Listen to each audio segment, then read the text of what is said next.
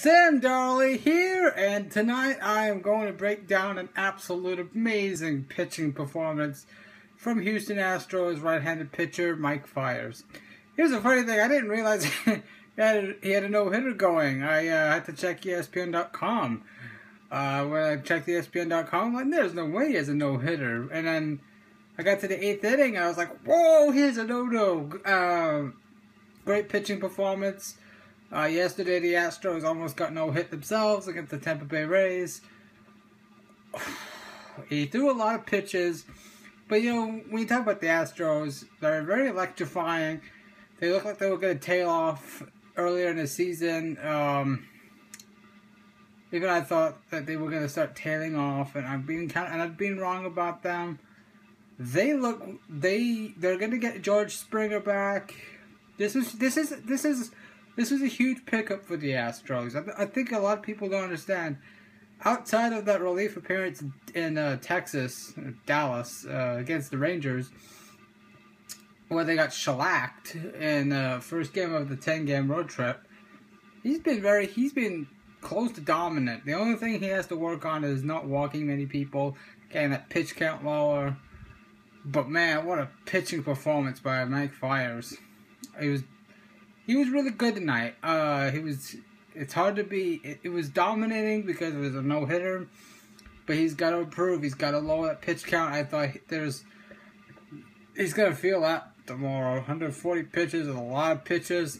And don't forget, Johan Santana got hurt. The Astros have to be concerned about that. But it's a pennant race. You have to do what it takes to win at this point in the season. The Astros would like to have some separation between them and the Angels. I would also like to touch on fan safety in Major League Baseball because I took a peek at the Detroit Tigers Texas Rangers game, and when I did take a peek, when I did take a look, a fan got hurt, got hit by a foul ball, and was attended to by medical staff. I believe they got taken off by stretchers. They got hit behind the Tigers dugout. So fan safety, they get into that, but you know, to break down the pitching performance, he didn't need any amazing defensive plays tonight. He was just rock solid. Mike Fiers was just flat out dominated the Dodgers lineup. It's a good lineup, and when you look at the numbers this season between the Dodgers and the Astros offensively, they're both similar. Like, they hit a lot of long balls. The Los Angeles Dodgers, don't run a lot. The Astros lead the league in steals. If the Astros could string together base hits and you know, get on base a little more, you know, instead of trying to slug the ball all the time, they could be an even better offensive team.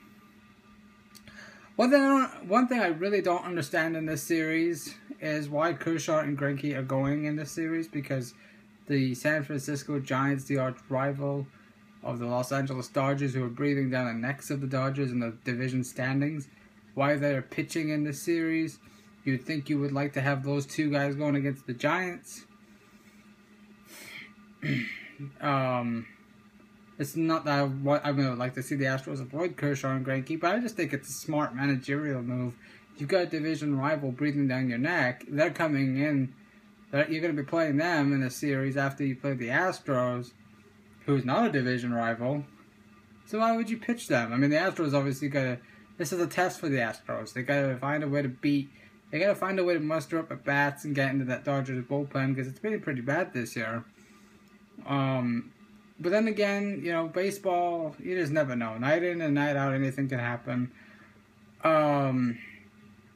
It was a heck of a night by Fiers, heck of a night by the Astros overall. They won 3-0. They've been struggling offensively. Stringing together hits is not really their forte, and it's the same thing what I see with the Dodgers is, yeah, they can hit the ball, they can slug it, but can you work counts? Can you get on base? And the Dodgers don't steal a whole lot, so you're hitting into a lot of double plays. The Astros don't hit into have not hit into a whole lot of double plays this year. I think they've only hit like 71, to be exact. While the Dodgers have hit into 108, or probably higher now because I hit into a couple of double plays tonight. So They don't run a lot. The Astros do. You know, there's similarities between these two teams. Greinke and Kershaw are going tomorrow. Tomorrow and Sunday. The Astros are gonna have to prove that they can beat top of the line rotation people, because, to be honest with you, this is gonna be what it's gonna be like in the playoffs.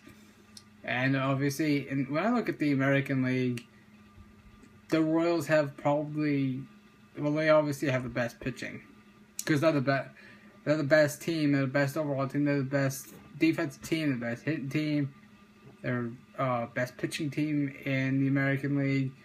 But everybody else has holes on their rotation, I think. And I think the Astros, you probably get one starter, maybe two max that are going to give the Astros problems come playoff time if they make the playoffs. There's still a month left of the season. Like I said, they're going to get George Springer back. But tonight was a hell of a night. It was a hell of a night for Mike Fiers. First complete game of his career, first complete game no-hitter of his career, and his first win as a Houston Astro. That was the good part of baseball. And like I said earlier in the video, I saw the bad part of baseball, a fan getting hurt in the Detroit Tigers versus Texas Rangers game in Detroit. And I would like to say this, I think the only way to really protect fans in Major League Baseball on the foul lines is to put netting up. Like either put netting up, or get the screen like they have in the hockey, because to me, we as fans don't react as quick as the athletes do on the field. And yes, baseball players are considered athletes, at least some of them, especially outfielders, the third basemen. But their reaction, it's all reaction time. You don't really. You're not used to seeing a 90-mile-an-hour ball coming at you. It just comes at you really, really fast off the bat, and you're just not expecting it when you're sitting behind the dugout. Even if you're sitting in left field, on a home run, it's a very hard hit ball, and if it hits you in the face, yes, it can cause a serious injury, and you can die from it. So this is a very serious issue. This is the first year it's really been it's an issue for. It hasn't been an issue until this year, because you had the fan in Boston that got hit by the flying broken bat, and that's another thing. We're not baseball players. We fans are not baseball players. I mean, obviously. But we are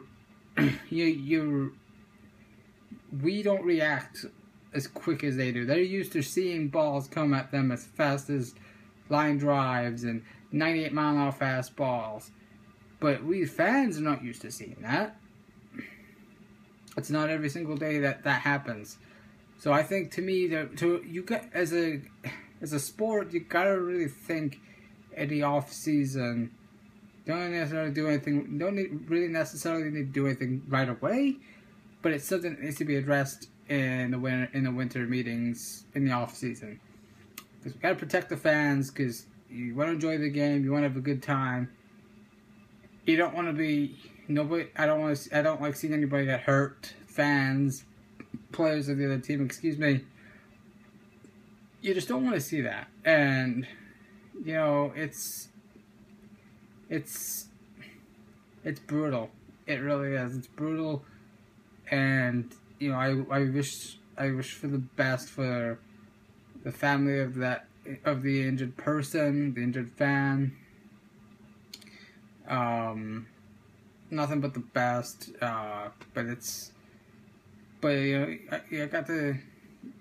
You see how it's so dangerous. It really is.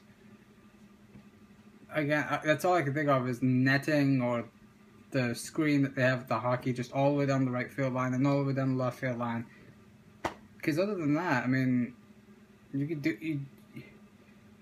gotta do everything you can. You just gotta do everything you can to make the fans feel safe and they can enjoy the game. And even, I mean, every time, last time I went to an Astros game, you know, the PA announcer goes on the intercom and says, "Hey, watch out for flying bats and foul balls."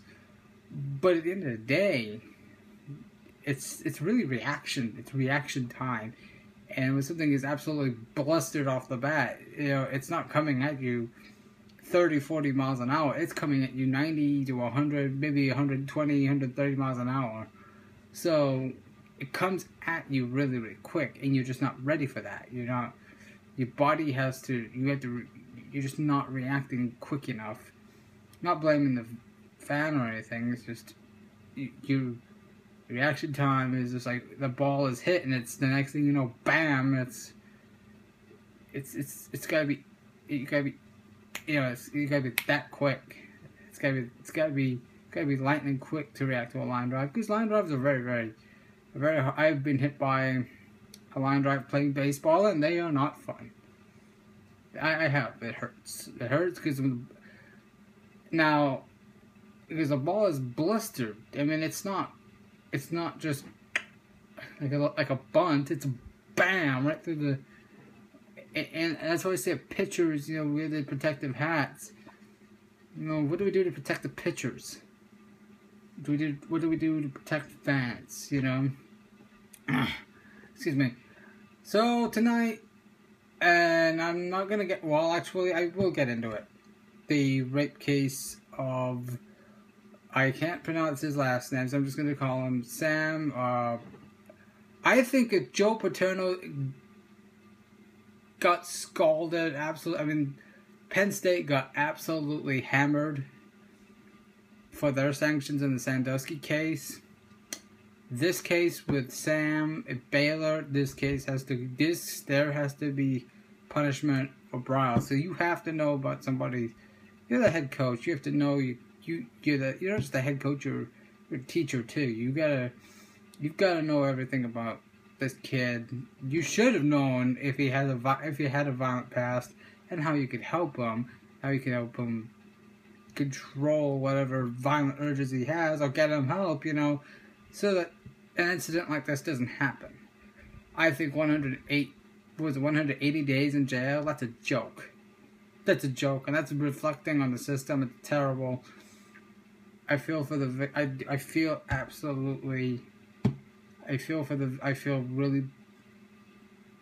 sick. I feel upset for the victim. To me, Art Briles, if he really knew, but if there was any hint that he knew that this Sam kid was violent or nutty in any way, shape, form, fashion, there should be serious punishment coming down on Baylor. It's hypocritical to come down hard on Penn State for not doing anything in the Sandusky thing and not do anything to Baylor. I think Baylor should lose scholarships. I think Art Briles should be forced out of the job. That's just my 2 cents on the subject. And I think that Sam Kidd should be in jail for 20 years to life. There's just no excuse for it. So to wrap up, great day of baseball and a bad day of baseball. Fan got hurt.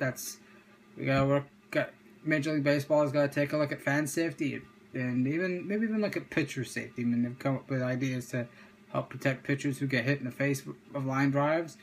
Mike Fiers with a no-hitter. College football, the Baylor scandal.